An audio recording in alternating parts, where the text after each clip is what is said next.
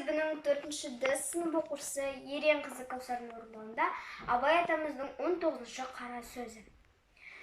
Адам ата-анадан туғанда есті болмайды. Естіп, көріп, ұстап, татып ескерсе, дүниедегі жақсы мен жаманды таниды дағы, сондайдан білгені, көргені көп болған адам білімді болады. Естілердің айтқан сөздерін ескеріп жүрген кісі өзі де есті болады. Әрбір естілік жеке өзі ішке жарамайды.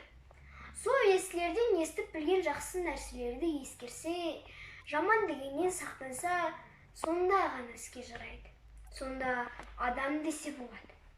Мұндай сөзді есіткенде шайқақтап шауықтанып, не сабырап салғырттанып естсе, не есіткен жерде қайта қайырып ұғайын деп тұшынбаса, не сол жерде сөздің расына көзі жетсе де шыға беріп, қайта қалпына кетсе, естіп естпей не керек?